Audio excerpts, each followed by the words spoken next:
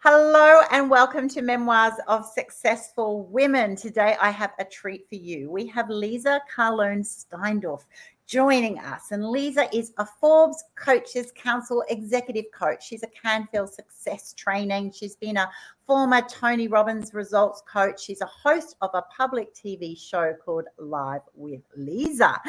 And she is super amazing. We're going to hear all about her coaching courses and how she has become a premier thought leader for corporations, executives, and state representatives for over 20 years in 35 countries.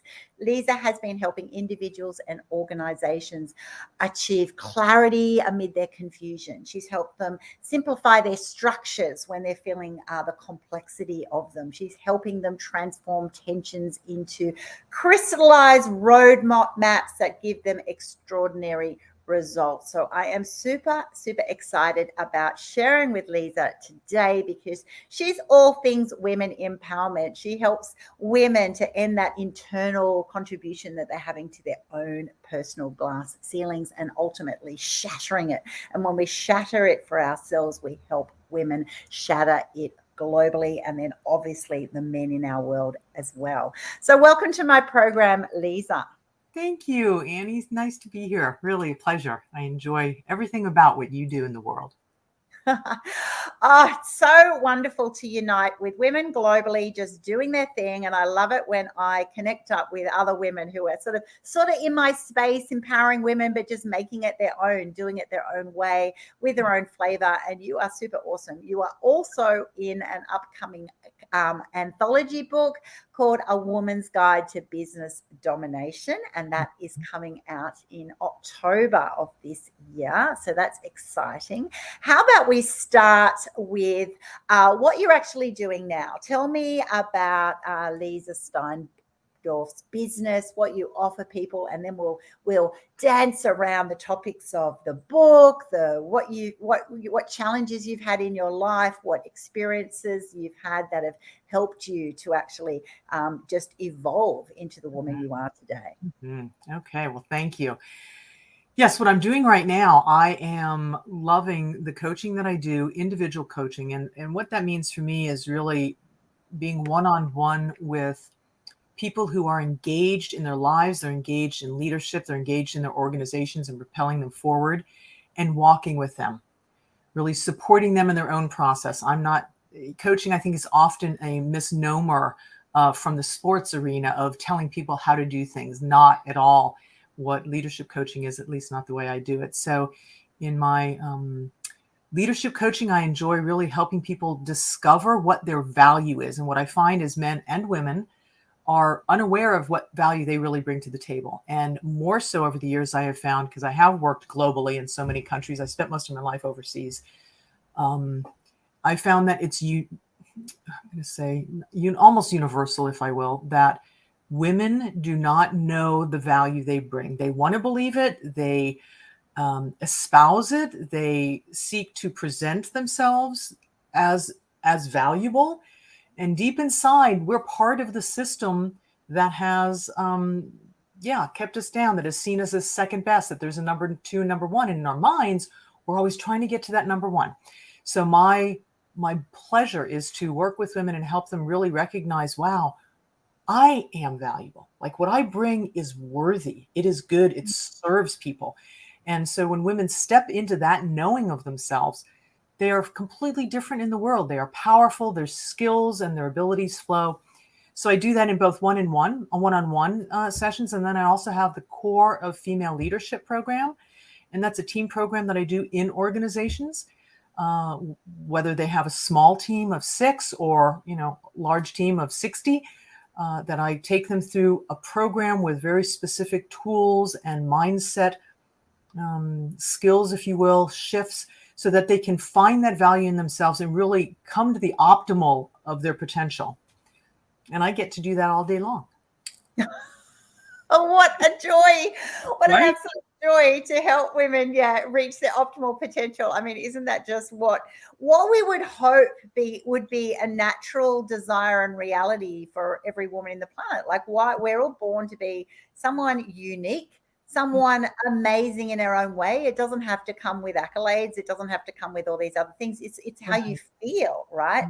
So why isn't that just automatic though? What are the reasons when you talked about, helping women understand their value? Why do we have such a struggle with understanding our value? Well, I think it's been lost. I don't think it's always been that way. There are many, many cultures on this planet historically that have been matriarchal and matrilineage, which means that the perpetuation of their family goes through the mother's line, and property and leadership was through the female. And so throughout time, there have been, I don't know if it was the preponderance of cultures that had female leadership or if it was balanced with the patriarchal. I can't say that. But I do know that there's enough historical evidence, and there are still some cultures today that recognize that we are the givers of life. I mean, whatever we want to do in the world, however we want to twist it, whatever science is doing with other options with our genders, which is fine. People are born in different ways into the world. But the root of the matter is that biologically, women bring life into the world. That is a fact. And that ability, that natural setup, if you will, of the feminine within women is powerful. Like, you can't avoid that. And so it's not only bringing children into the world, even the women that don't birth themselves, we nurture, we support life. We connect, we relate. And that power is really the foundation. It builds the fabric of society. And that's powerful. And so throughout history, that has always been an element. And because we are the life givers, we've tended to be the ones that are at home and taking care of the children. And then men traditionally have gone on and often killed the bison and, brought home the elk and whatever. So we had this work distribution. But what's happened in modern times, if you will, we can go back a couple hundred, maybe a couple thousand years, is, they're better because they're out hunting the bison and we're only raising the children. And so that, I think that's the genesis of a lot of that self-discrimination and cultural discrimination. And through time, it's kind of just settled in okay, well, it's a man's world and they're out there doing what's important, business, earning money, providing, which is important. No doubt about that. But it's not better than what women bring to the table, whether we're doing it in the boardroom or we're doing it in the home. And most women are doing it in both anymore. We're wearing both hats. We're wearing our professional hat and our private hat. And so our lack of faith in our value, or lack of even acknowledgement of our value, is not our fault. It's a cultural trait, let's say, but it is our responsibility to change it. If we are waiting for the circumstances to change, that ain't going to happen. We change ourselves. It's like dancing. You change your steps, that dance has to change. If you're dancing with somebody else, can't avoid that. So that's where I think it comes from.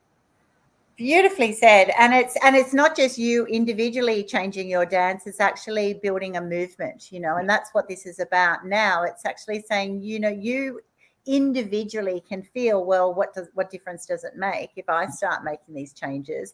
But when women globally start saying, hey, we join you in that. We're actually a team, we're a tribe. That's why I have the Women's Biz Tribe. Why, when you unite together, monumental shifts are possible, right? I think you drew 2 points there, that it's value on yourself, but it's also the value you put on the role or the contribution. So there's the male and female sort of values that you have for your own self and who you are. And there's also the different values we put on, the work compared to childcare, the roles, the position title. If one of you might be 50% in the workforce, but 50% of that workforce, 50% of men are earning over 120K than women, right? So, it might be that you value their title or their type of work more than yours, but it could be actually just an opportunity. It's because you haven't had that opportunity to have that extra education or go for those roles because you might have been caring for children and others, right? That's exactly right. And I think that knowing I speak and I teach on internal orientation before external orientation. So really coming within and starting here of who am I? What is my value system? What do I want in the world? And how do I want to go forth and create that? Co-create it, achieve it. And when I start here, whether it's in a conversation with someone as beautiful as you, or I'm doing a task, or I'm going into a meeting, or I'm presenting in front of the team, whatever I'm doing, I start here. And then I move outward from this anchor. And then I look outward and I say, okay, so what are their needs? And how does that align? Where are they at? Where are they going? And how can I support that? So we tether back to ourselves while we're dealing with what's out there. But what happens with most women, men as well, but with most women is we start outside. Well, what do they expect from us? How are they seeing me? Yes. How do they want me to be? And so we're anchoring ourselves externally, looking backward at ourselves like we're another object, saying, oh, well, how am I supposed to be in the world? And that's that keeps you on the off foot. You're always uncertain. You don't know exactly what am I supposed to be doing? Because that internal impulse never stops. It's who we are. Yes. We're connected to the life force. And so when we tune into that and we let first those external voices fall away and we listen clearly and calmly, we use that as intention then as we move outward. So true. It's that feeling of it's a confidence in your presence or your authority to be in that role, in that position. And when you've moved, when you've had that massive shift to that positioning, then you can just show up and step up and expect to have your voice heard, have your contributions, and appreciated and valued and enacted. Whereas when you're in that space of, I hope I'm good enough, have I ticked the right boxes, will they pick me?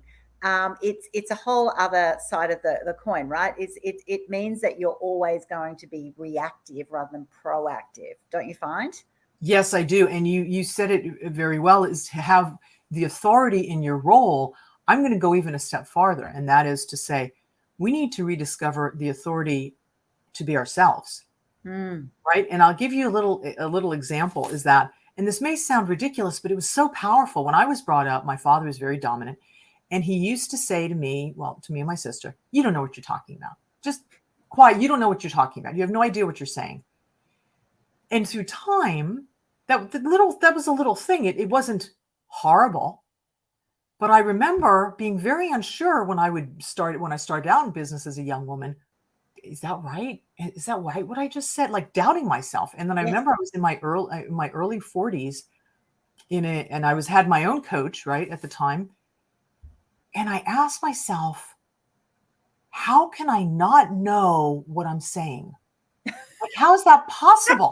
I'm the one saying it, right? So if I'm the one saying it, I have to know what I'm talking about. Absolutely. And that changed everything, because I might not have the whole story. I might not be an expert in that field, but I do know what I'm saying. And I think as basic and maybe ludicrous as that sounds, I think that's what most women stumble over, is really owning the authority to be me in any circumstance. If I have an opinion, it's my opinion. Now, they may disagree with it. They may laugh at it. It's still my opinion, and that's valid. And owning that validity of ourselves, I think, is the very first step to really owning our role and also being successful in business. It's a foundation stone, isn't it? To actually appreciate that. I know I struggled with that for a very long time of, when people told I wasn't able to do things, or I wasn't going to be good enough to do things, and you accept them as a blanket statement of truth because of the authority that you put on the person who gave them that to you. And I remember going through that next phase of, what a shame I can't be, because I really love this space. I really want to do these things. And so it's like a disappointment, because you're still at that stage, those listening in, of, I haven't actually appreciated that that's enough in itself. You are enough in yourself, for your ideas that you have, the passions that you have, the things that you want to get involved in, that someone else's, to get that reality that it's just someone else's opinion of you which Absolutely. might not even be in your space, right? They might not even be in your area. It's just, fascinating. So you are going to be writing a chapter in A Woman's Guide to Business Domination. Our book that we have coming out is very exciting in October this year. Tell us, what is your chapter called and what are your key things, without giving it away, because I know everyone's going to want to buy this book. What are the key teachings that you're going to be presenting? It's the chapter I'm doing is on connecting with clients. And I've already shared a little bit about the internal orientation. And so the awareness that from a feminine perspective, right? And I distinguish between feminine and masculine rather than man and woman, because men have both elements, masculine and feminine, and the spectrum, as do women. We've seen a lot of that in our world, and that's natural, and that's good that it is so. And to know, when are we leaning into which attributes of ourselves? And so the wonderful thing about the feminine energy is it's inclusive and it has an expansive view. Women, or the feminine, tends to feel peripherally. We can be direct, but we always have like a spatial awareness. And so in business, whether we are working with one client or we're working with a whole organization, is to have that clarity, that direct approach, but to soften and allow ourselves to trust that feminine aspect of connection and relating. So I hear you saying this. How does that relate to this department? Or I hear you want this project. How does that relate to the goals you've set in your strategic plan? So giving yourself the opportunity to trust that natural, I'm going to say, ability, if you will, to connect the dots, to connect people, and to connect yourself to people. And then ultimately to help them do the same in what they're doing, which is what up levels the climate, and of course, then also the bottom line. Absolutely fantastic. I think there's going to be so many teachings in your chapter, because definitely just understanding even that point of the feminine and the masculine. That's right. We all have those qualities. It's actually saying it's not as if women are over here and men are over there and we operate differently. We all have different qualities and percentages, if you like, of how you show up. I think that's a key point, and I've even been told that, one guy came up to me and goes, well, you're pretty alpha male, aren't you? Like in your tender, and that was only because I showed up as, just confident that I had my voice, and so suddenly he perceived that as very male. It was a male quality, whereas I kind of go, well, actually it's just empowered female confidence and authority. Nice. It's like you invited me to this thing. So it's interesting how people perceive those qualities in each other. So for you writing this chapter, and I know a lot of your work is with companies on actually going, how do you show up to your client? How do you connect with each other within the organization and also with your clients? What are the biggest issues that people struggle with? What are they booking you to, what problem are they wanting you to solve for them in this aspect of really being able to connect with their clients? Do you want to know what they think the problem is or what I think the problem is? I'd love to know both sides. So I'm usually called in because leaders are not being impactful. And it's kind of a general thing. We think they could do more. They have more potential. They're not really moving as fast as we would like them to, or we want them to, right? And so they want their leaders to really step up to the plate. And when I work with individuals, what I find is what we were talking about earlier. It's not only a lack of confidence, it's a lack of awareness of their value and a lack of awareness that they don't own their value.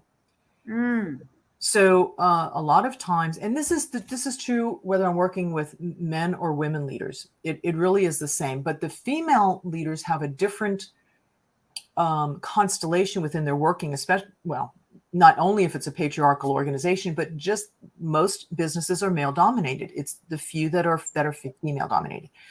And so the women that I work with, they will, even when they can feel their own value, they're still then encountering what's going on in the world with men. So there's the confidence aspect, the real ownership of their value. And then there's communication, which is huge. So one of my trainings, I spent years working with Dr. Natalie Rogers, which was just a gift. And for those that don't know, Dr. Carl Rogers was the grandfather of nonviolent communication. The father of nonviolent communication was Marshall Rosenberg, who wrote the book.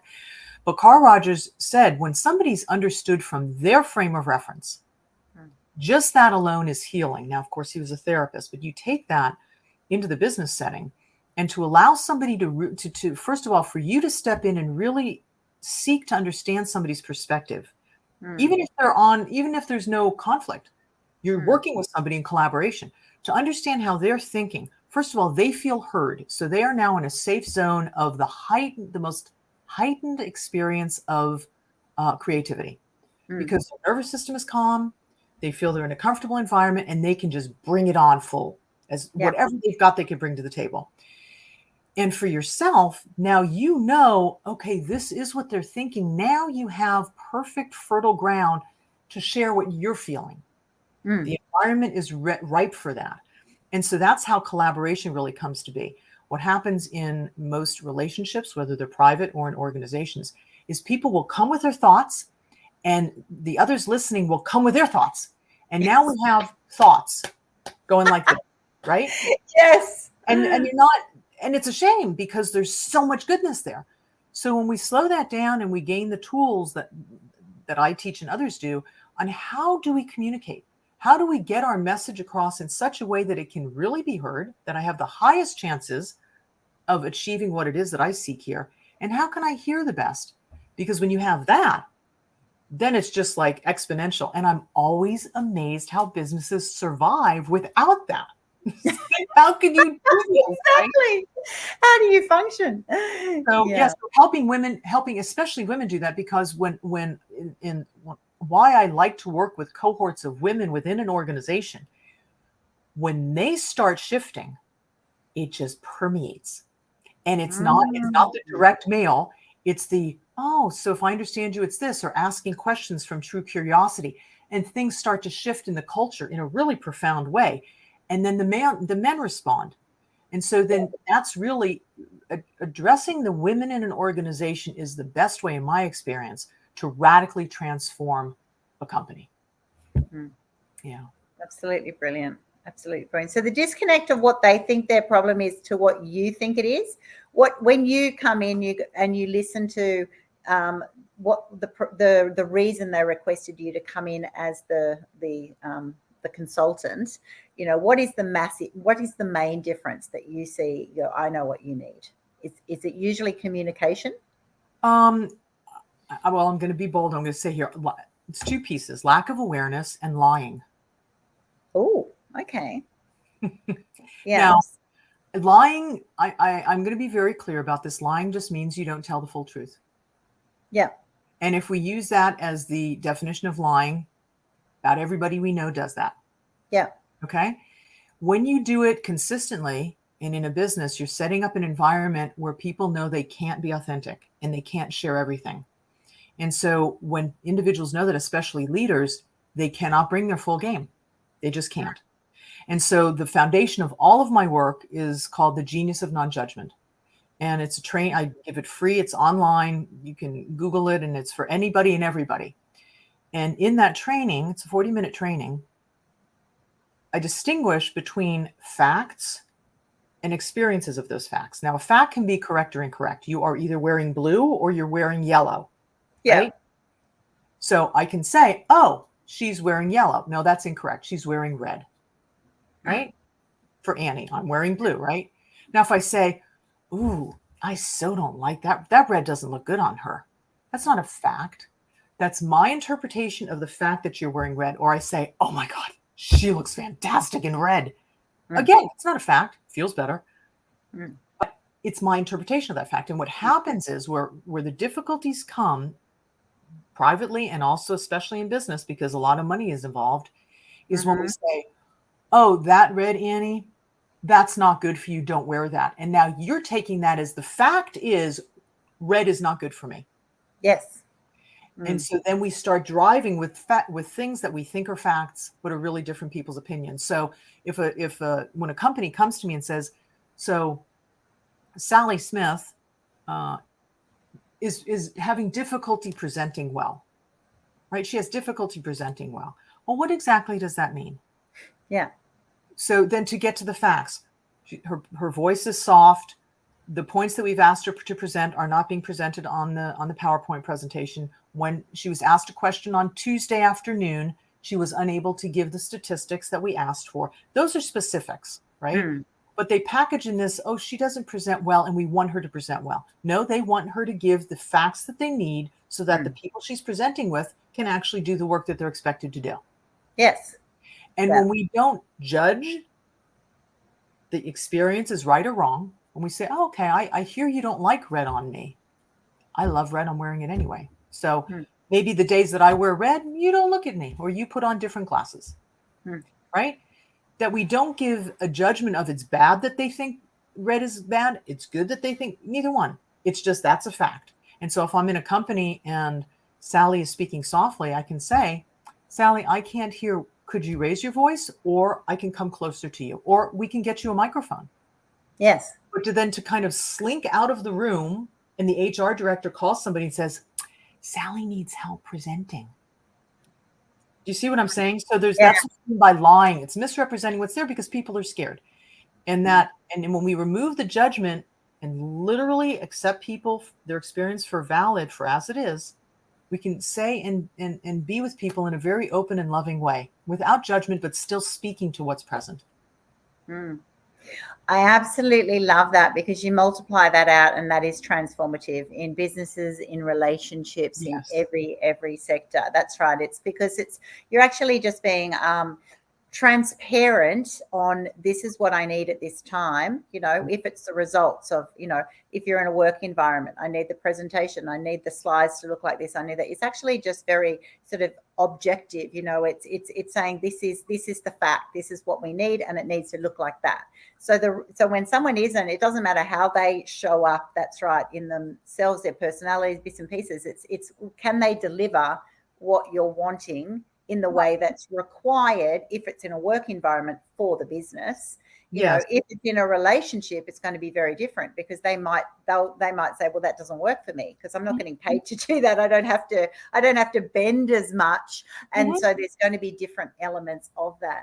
I love the way you've actually called it out as a lie, which is just anything that is a mistruth, right, of some way. And we can bend what we say for our own agenda. And that also can be really hard on people because maybe Sally in this instance, maybe she's then getting, slandered or trashed or this or that around the water cooler in any office going, oh my God, what's it with Sally? Now, Sally might not be using her voice or speaking quietly because she's absolutely, the culture of the organization is scary as anything. She's probably rehearsed it and it's fantastic in her bedroom and then turns up at work and her heart rate's going and she's already, a stressy mess. She could have thrown up in the bathroom. You don't know. So is it the culture that, you're saying you're one thing on the walls of the business so that we value every person and all these things, there's statements, but what, is there a congruency in how people are showing up?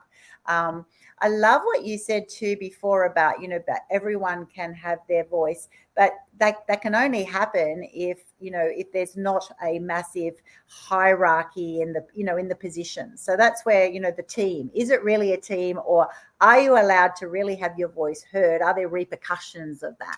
What is the safety of that environment? I appreciate you saying that. And what is important, and you are right, when I work with Sally, which I don't have a client, Sally Smith. It's okay, Sally. Very sorry. I'm not speaking about you, right? But when I work with people like Sally Smith, I'm very clear. She has reasons for that. So my work is to first of all, understand what are her reasons? What's motivating that? What's behind that? And I work with a very specific model to identify that, help her identify that, and then figure out, okay, is that really what you believe? Is that really where you are in the world or where you want to be in the world? And it's not a affirmation and it's not a just be positive because that simply doesn't work long term. Yeah. It's really getting to the root of what do I value and how do I see myself as valuable and how do I want to live that in the world? So I'll give you an example. I had a client, let's call her Tina Thompson, another letter. And she worked in an organization that was very patriarchal, and I was called in because she had brought up charges against her boss for discrimination. And she was a woman of color, and he was from another culture. He was not American. He was from a Latin culture. So they didn't get along, and Tina didn't want to go on Zoom. This was at the beginning of COVID, and she didn't talk to people, very shy and so forth. And when I started working with her, we looked at where did that come from? And as a woman of color in her culture, she grew up watching her mother and her grandmother being very subservient and quiet and really not having a place or a voice. And what she came to realize was that she just thought that was the way it was for women. And I asked her, I said, well, do you believe that? So I guess it is that way for a lot of people, but I don't want it to be that way for me. I said, okay, if that's not what you want, what do you want? Yeah. Well, I want to have a voice because I believe X, Y, Z. I said, okay, so why don't we do that? And so then with the communication tools that I have, we work together. About 6 months later, I get a phone call from the HR director of this company. And this is how it went. Is this Leeza? Yes, it is. Leeza, this is so-and-so, HR director or whatever. Oh, hi, how are you? Nice to speak with you again. What did you do to Tina? I was like, I'm sorry. What do you mean? What did I do to Tina? She's a completely different person. Unbelievable. Wow. She not only dropped the case against her boss, they became very close. She helped him transform the team. And the CEO of the organization was so impressed with the growth that happened, promoted Tina into the C-suite. And so this HR director said, whatever you did with her, we want more of it. And I said, I said, I'll do the core of female leadership program with you all. So when women recognize their value, and you don't have to become like a man, that's one horrible waste of a woman is to try and be like a man. Exactly. So she found her voice and the reason for her behavior, and she was able to change that in a way that was aligned with her values. And that's what then remains sustainable. That's sustainable transformation. It's really just returning to who we are, if you will. Yeah, exactly. And it's that same example that I shared before, going, you go, that's the way it is, or what a shame it can't be. These are stages of progressing through, breaking through. It doesn't happen overnight. Often, ladies, if you're listening in, it's like, yeah. And then you go, well, maybe it can be, Tina met with you and went, well, maybe it is possible to be a new woman, like to change the narrative of how I show up and what's possible for me. And then when you then go to that next stage and go, well, I'll give it a few tries and see how it goes. And that's right. With a very short period of time, it's exponential. It's amazing transformation in people personally, which gives us the most joy. But also then that filters out, right? It's a ripple effect through companies. For Tina, in this situation, it changes not only her, but everyone in her sphere, right? And it's multi-generational then, because if and when Tina has a family, her kids will go, oh yeah, women can have this voice, can have these opportunities. It's assumed rather than being a desire or unfortunately not possible. I mean, I just love it. This is the ripple effect of change, right? When it is. And that was one of the things that she said to me later is she said, this has so changed my life, but not only mine, that of my daughters, because her daughters were seeing her being in the world differently than they were their grandmother and their great-grandmother, right? So now the daughters could see, oh, it can be this way also. And then there's choice in what we want to live into.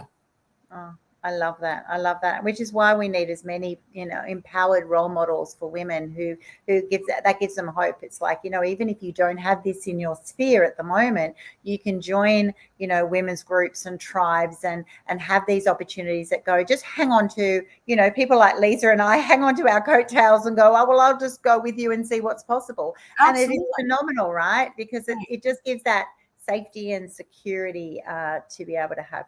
Oh my gosh, we could talk so much about that, but I would love to just tap into also, well, what led you, Leeza Steindorf, to make this your line of work? What's your why behind this? Is there a backstory that makes it all sort of palpable, or is this just your chosen area of profession? Well, it is my chosen area. However, my background certainly contributed to that. So I grew up, both of my parents, wonderful people, good values, very wounded. So my father had been in Vietnam. He was a pilot, would fly into combat zones and pick up soldiers and corpses and bring them home. And so he came home with what they now call PTSD. At that time, they didn't have a word for that. But he was really severely traumatized, and he brought his rage and his trauma and his violence into the home. So I grew up really terrified in physical and verbal violence. And as I went out into the world as a young woman, I was just scared of everything. I didn't have a voice. And when I did speak, I was very harsh, and I had a lot of anger, because that's what helped me survive, was anger. And so I did a lot of work. I did spiritual work, Course in Miracles, Unity. I studied everything from Buddhism to mystic Christianity, and to find peace within myself and to try and find understanding. And I found a place where I was really at peace and happy, and I liked myself.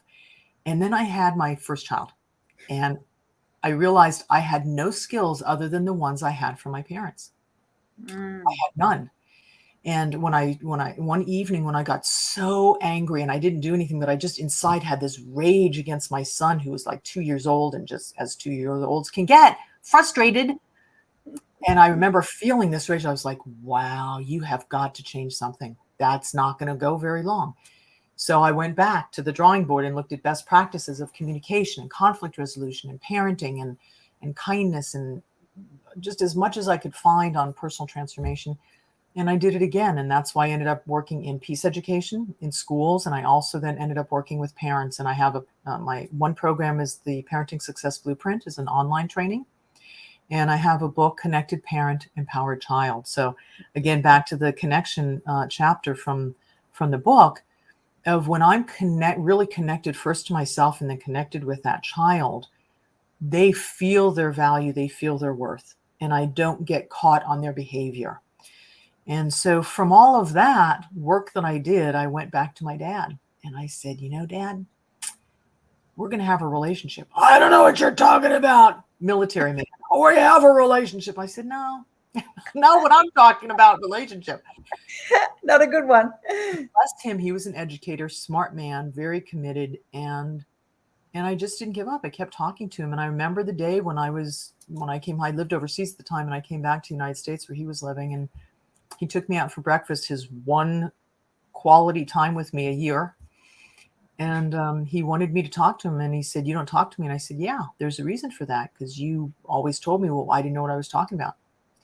He said, well, talk to me now about the current administration. I said, that's not going to go very well, because we had very different worldviews. And I said, but I'll tell you what I do believe. And that is that I believe that people have such goodness, that we are sourced in the creation that puts the stars in the sky and spins the earth and has the trees grow up and the rain come down. And that is who we are. And when we forget that, the farther away we get from knowing that goodness is how much we can measure the horrendousness of our acts. The closer we are to that memory, the kinder we are. And when we forget that, that's when we can do things that people call evil. And my father looked at me and he said something that absolutely changed my entire world, and it changed my understanding of him. And he said, I wish I had the courage to see the world that way. Wow. And I stood up from that table, and that changed both of our lives. And he took my hand the first time in 40 years, and he took my hand and he held my hand as we walked back around this lake we were sitting at.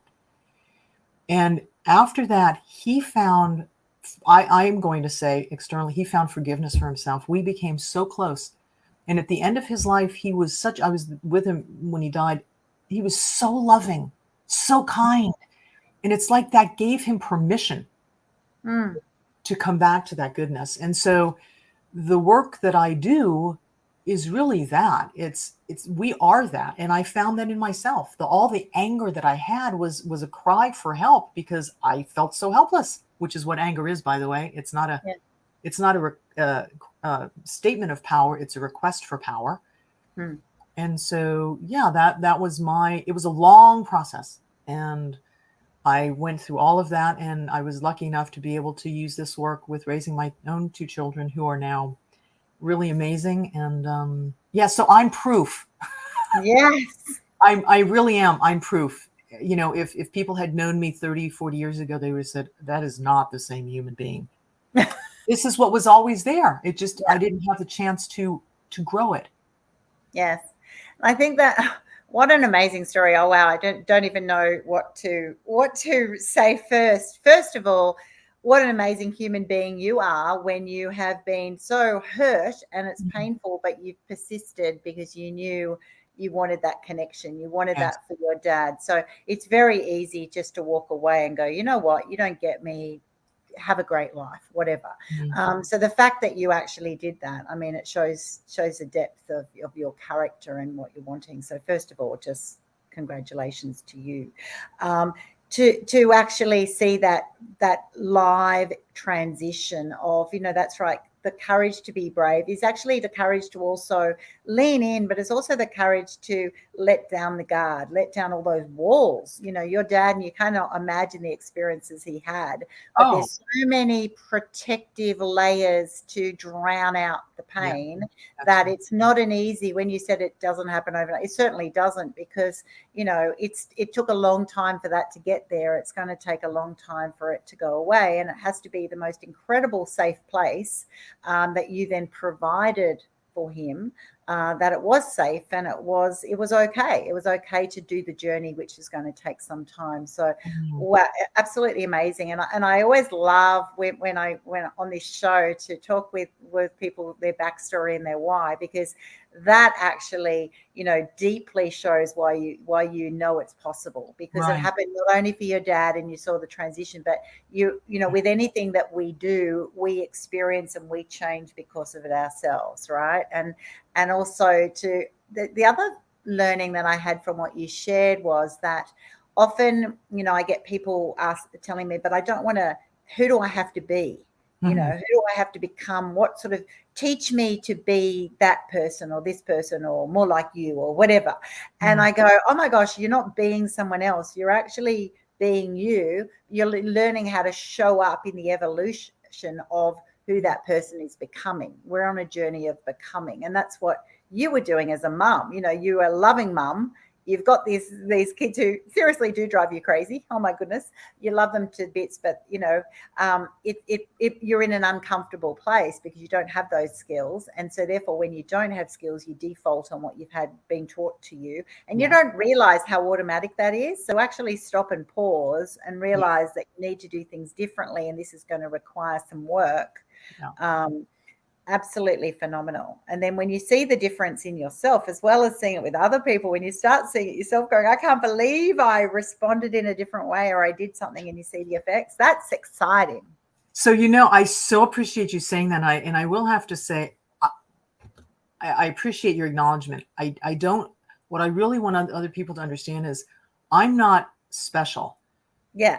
we all have that within ourselves, but we're scared. I saw a bumper sticker the other day that said, hate is easy, love takes courage. And so to give ourselves permission to love, it's scary as shit. It is, right? It's scary. And so I'll give you an example at how much this has changed. I amazed myself. I was like, wow. As you know, Annie, I was just on this 3-week backcountry tour, right, with my daughter. And we were in Bozeman, Montana. We went into a store. We came back out, and there's a whiteout blizzard. This is May 20th. I'm like, blizzard? Okay. Whiteout. We get in the car. She has 4-wheel drive. And as I start driving, I said, we need to get to a campground. And we had a tent, but we could also sleep inside of her SUV. We get in the car. We start driving, and I can't see in front of me. I said, Leia, call the campground, see if they have space. As we're driving on the highway, warning comes on, stay off the roads. I mean, it was a bad blizzard. We get to the campground. There's like 3 cars in like 50 spaces. Great. I ring the door, wind's blowing. The man opens the door and he said, "We can't help you." And I said, "Oh, we don't." I said, we don't even need a camp spot. We don't need services. We just need a place to park the car. And we're going to sleep inside the car. He said, "We have a power outage." And behind him was a large screen television with football playing. Yeah. So I was like, power outage. Okay. I said, "Listen, anything you can help me with?" Nope. Closes the door. I said, "Sir," I said to the closed door, I said, "Sir, you're not going to leave two women in a blizzard alone, are you?" And he screamed through the door, "There's a truck stop down the road." Wow. So I walked back in the car and my daughter said to me, "Mama, he even closed the blinds." Because we're driving away. He does not want you to interrupt his football match. I was floored. And I'm telling you, there was nobody on the road. This was 10 o'clock at night in a blizzard. Unbelievable. So as I start driving away, I thought, you know what? I need to call him. And I called and I didn't even know why yet, but I picked up the phone. I dialed the number. Of course, he didn't answer, but it was the campground. And as soon as I heard his voice, all of my frustration drained away. And I said, "Sir, I was just at your door and you turned me away." I said, "I don't know what's happened to you, but I really pray that if you're ever in need, that somebody helps you." And then I hung up the phone. And then I sat there and I was like, wow, I really feel that way, you know? And that was so, because years ago I've been, and that wasn't there. But that takes just practice and time and time and time again. And we all have that inside of ourselves. Exactly. Our culture usually doesn't support it. Yeah. It's being brave. It's pushing through, because your heart would have been erased. You know, when you do things and you go, "I can't believe I'm doing this." And then you do it and you go, I'm now braver and stronger. I did it. And I taught myself how to just then release that. You know, that's right. Who knows what's happening at that other end? Who knows what's happening in his environment? Anything else? You never know the backstory. You never know what people are doing under the water, you know. And so it's like, I said to my daughter, I said, "We don't know if his wife may be ill. He maybe just lost a family member." But what I did was one of the mastermind programs that I do is Woman Undaunted. I said, "We're going to find an apartment complex." We found an apartment complex. I parked under a pine tree, and we're talking, by this time, there's probably around 11 inches of snow. We parked under there. I wanted to get internet, and I had bought us some popcorn in the car in a snowstorm. We turned on the computer. We watched Netflix, and we made popcorn. I was ahead.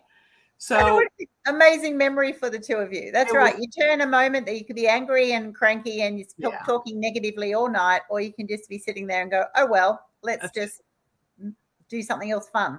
Exactly. What have been your biggest career challenges, Leeza? What have been your biggest times in your life that you went, "Wow, this is going to require me to really dig deep"? Well, I was married for 26 years. And my former husband, my first husband, I lost my second in an accident. But my first husband had a psychotic break, became literally a different person, and stole all of our savings. 26 years. And I was living in Germany at the time. He's German, a pilot for Lufthansa. And so just getting through that was a lot. And there's a chapter in Jane Seymour's book on that experience of mine. So I moved to the United States, where I was born. And when I came here, this was the biggest challenge I had in business. I brought with me a quarter of a century of tremendous international experience. I'd been working in organizations doing strategic planning, conflict resolution, and crisis intervention around the world. At this time, it wasn't as global as it is now. This was 10 years ago. But so I get here and I know nobody. And so trying to establish work connections when I had all this experience, but I knew not one human being. Oh, so hard. And that was difficult, because the people in my experience level have had 30 years of networking behind them, right? So that had been, and it is still at times, although now I have traction, I have credibility, people know my work, and I'm called on. But boy, I tell you, that was a long, dry spell of trying to scratch out. It took me a quarter of a century to get a business going as I had, to try and scratch out in unknown territories. And the American culture is very different than Northern Europe. How to do business. Like in Northern Europe, they don't care about you as a person and this whole branding of the person. Your resource. It's your company and your skill set. Yeah. I came here and they're like, you have to brand yourself and your picture. I'm like, my picture? Picture?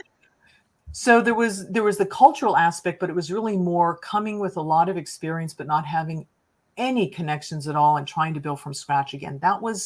And I started again. I went to Rotary clubs and I started doing free lunch and learns at the university and, did pro bono for churches to just try and, get connections and get to know people. And that was tough, Annie. Wow. That is very tough. That is super, super tough. And I know other people, particularly others I've had on the show and like people globally, just moving out of your safety zone of everything that you know. Talk about a moment that is going to just push all of your buttons, trigger all of your insecurities, everything. It's like, oh my gosh, I am actually just alone in this world, and we all are. We just create these frameworks around us that give us that safety and security. So it's like, how do you get that to be yourself, but also then how do you then build that up? Anyone who's done that will just go, oh my gosh, I know that exactly. And that's for that internal orientation, which you're just saying, finding that home and that security here and then moving out. And when it's not out there anymore, boy, you got to find it here. Yeah. And when you've done that, that's right. Now you're so much more empowered than other people who haven't had to have that experience, right? So every time we have experiences, although painful and although frustrating and it would trigger envy of everyone else who's got, oh my gosh, they've got all these networks and they know all these people because they know all the people they went to college with, all the people in their communities. And so you can spend your time being envious that they've got things that you don't have. And you can, you can go from that, or you can actually go, oh my gosh, I'm going to learn so much about myself. I'm going to have to get so strong so that when you now are in a position that you have both. Right? You're then now personally strong, but you've also got strong connections that continue to build, which I think is and that indomitable spirit, that being undaunted, right? That's what I ended up, I'm not only a trainer for Jack Canfield, but I did masterminds in his home and helped with his retreats. And I've worked with Tony Robbins. So I've, the credibility has come through my tenacity and my desire, but it has been through that necessity. And I honestly would not like to do that again. Okay, you can put that learning behind you. That's right. Let's not repeat that one. Although very strategic, which shows a lot about you, to actually be working with the likes of Tony Robbins and Jack Canfield. You've gone to the very best, which would have been at a personal cost. You could have done things other ways. You've obviously, at a time of real challenge, you've also then went and said, okay, well, I'm going to have to do the harder work, that other people don't have to do because they don't need it. But you went with the best of the best and actually got those learnings and those connections that therefore have helped you today. So I think that's a really great teaching in itself of going, you're going to have to back yourself. It's aiming for the dream, right? And go, for the dream, for me, this is actually going to help me a lot, even though painful. So you now got your own show. Live with Leeza. How does that work? How often do you do that? Well, I have to say we ended up taking a hiatus because of the pandemic. Okay. It's a hoot of a show. What I do is I do live trainings, really. And so I take people into the studio, have my audience, and I take them through different things and also speak to the camera. Usually I have a nonprofit that I promote during that show, a local nonprofit that I try and support. And it's just fun. And the real fun about it is, as a friend of mine said to me, she said, you need to do a television show. I was like, I can't do a television show. I don't even own a television. I haven't had television since 1992. She's like, oh, that doesn't matter. So, and it was true. So here I am doing these television shows. I've never watched one of the shows. But it's for me, it's about bringing quality content to people and help, right? That people can have an opportunity of hearing stories of other people. And then I would interview people in the audience and say, what do you think about this? Or how does this relate to you? And so we learn from each other, right? We're all here together in this experience we call humanity. And so that's how that's happened. And I don't know when we're going to be picking up again, but it'll probably be here soon now that things are starting to open up again. Yeah, absolutely. Oh, that's fantastic. Well, I wish you all the best with that. That's the exciting part of, as everything opens up. It's like, do I do what I've done before? Do I do it in the same way? Do I do something new, a new evolution? Sometimes, even though the pain and the sadness of I'm missing things or I'm frustrated actually allows you to once again evaluate and say, how does that work? And I love that. That's like with the world of live streaming. Anything can be going on TV. You don't have to have one. That's the most amazing thing, right? You can just go with the flow, use technology, basically just show up, right? Yeah. Show up authentically as the person you're wanting to, that you want to be representing, that other people will be able to have an opportunity to, to evolve themselves. And that's what it's all about. It's more about that, right? It's about the person on their journey than everybody on their journey, because I found also the individuals that came to help in this, the producer, the sound crew, the camera crew, like everybody just wanted to be there. And when we finished the first show, they were like, when are we doing the next? I was like, weren't getting paid. I did all this for free. It's like, are you serious? Oh, we'll come again. So just that the whole energy of everybody involved. And that is the wonderful thing, right? In business, it's not just that one direct point of achieving whatever your profit margin is. Yeah. It's how are we going to get there? Yeah. Yes. How are we going to get there? How are we going to feel while we're getting there? How do we want to do this? What are we going to create in the process? It's all of that.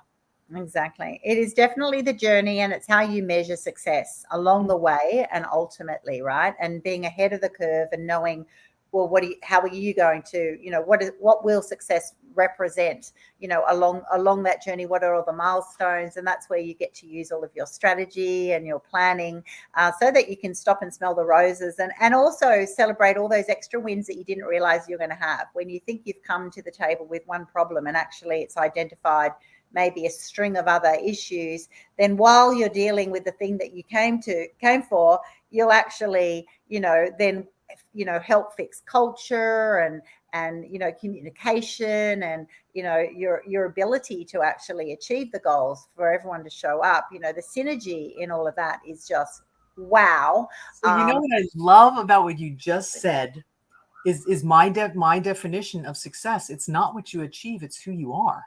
Yeah. So what you just described is exactly that. It's who you show up as is your success. And from that, you achieve things, not the other way around.